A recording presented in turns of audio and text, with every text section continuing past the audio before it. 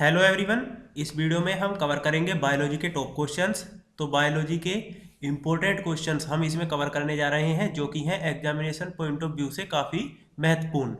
तो आइए वीडियो को अच्छे से स्टार्ट करते हैं। पहला क्वेश्चन है, यदि किसी व्यक्ति की रुधिर वाहिकाओं की त्रिज्या कम हो जाए तो उसका रक्तदाब क्या होगा। तो जो रेडियस है हमारी नसों की, यानी कि रुधिर वाहिकाओं की, जिनसे रक्त हमारे शरीर में प्रवाह करता है, तो उनकी रेडियस कम हो जाने पर जो रक्त का दाब है वह बढ़ जाएगा। क्योंकि फिर रक्त तो समान है, रक्त की जो वॉल्यूम है वह समान है और एरिया हो गया कम, तो दाब जो है बढ़ जाएगा। तो सही आंसर है ए। अगले क्वेश्चन की तरफ बढ़ते हैं। अगला क्वेश्चन है, निम्नलिखित में से कौन सी मानव हार्मोन में आयोडीन मिश्रित होता है। तो ये सभी हार्मोन है, इन सभी हार्मोन में से आयोडीन जो मिश्रित रहता है वह रहता है थायरोक्सिन में। तो थायरोक्सिन जो हार्मोन रहता है इसमें आयोडीन भी उपस्थित रहता है। तो हमारा सही आंसर है इसका बी। ये सभी questions examination point of view से काफी इंपॉर्टेंट है। अगला क्वेश्चन है, निषेचित अंडाणु के इम्प्लांटेशन के लिए गर्भाशय कौन सा हार्मोन तैयार करता है।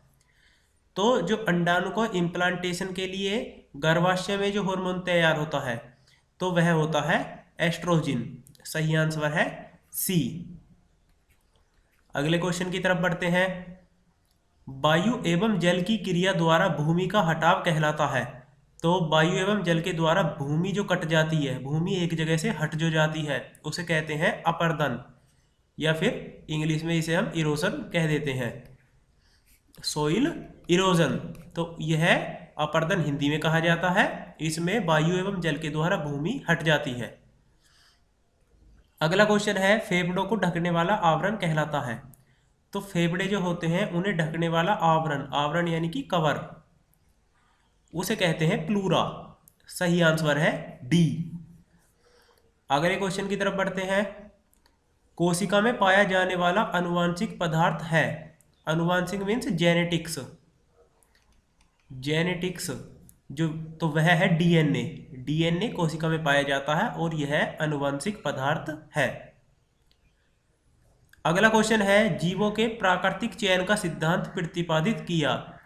तो प्राकृतिक चयन का सिद्धांत प्रतिपादित किया था डार्विन के द्वारा।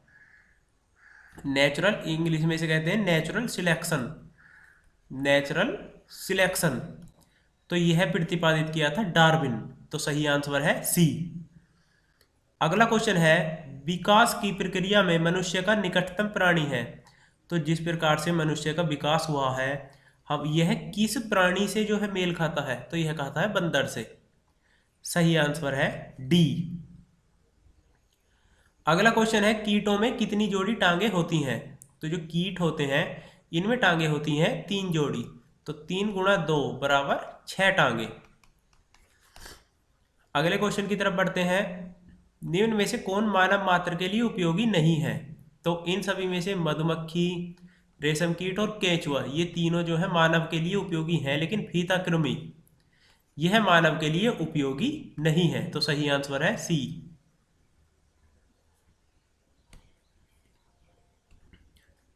इसे इंग्लिश में टेप वॉर्म कहा जाता है, टेप वॉर्म, यह हम इसे इंग्लिश में कहते हैं।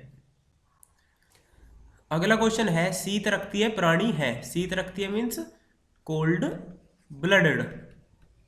तो कोल्ड ब्लडेड एनिमल्स उन्हें कहा जाता है जो मौसम के हिसाब से अपने शरीर का तापमान बदल लेते हैं। तो मछली, छिपकली, मेंढक, ये सभी जो है मौसम के हिसाब से अपने शरीर का तापमान बदल लेते हैं। लेकिन जो मनुष्य है वार्म ब्लडेड, वार्म ब्लडेड। तो मनुष्य के शरीर का तापमान सेम रहेगा, चाहे सर्दियां हो चाहे गर्मियां, शरीर के अंदर का तापमान जो है सेम रहेगा। अगले क्वेश्चन की तरफ बढ़ते हैं। निरशंस प्राणी कौन सा है। तो निरशंस प्राणी है कछुआ। सही आंसर है ए। अगले क्वेश्चन की तरफ बढ़ते हैं। अधिकांश कीट श्वसन कैसे करते हैं। तो अधिकांश कीट जो होते हैं ये श्वसन करते हैं वातक तंत्र के द्वारा, जिसे कहते हैं ट्रैकी, TRACHAE। तो अधिकांश कीट इसी के द्वारा ही श्वसन करते हैं। अगला क्वेश्चन है, तालाबों और कुओं में निम्नलिखित में से किस एक को छोड़ने से मच्छरों को नियंत्रित करने में मदद मिलती है? तो ये गैम्बूसिया नामक एक मछली रहती है, यह एक मछली है गैम्बूसिया। तो यह जो है मच्छरों को खा जाती है, तो इसे तालाबों और कुओं में छोड़ने से मच्छरों में नियंत्रण में मदद मिलती है।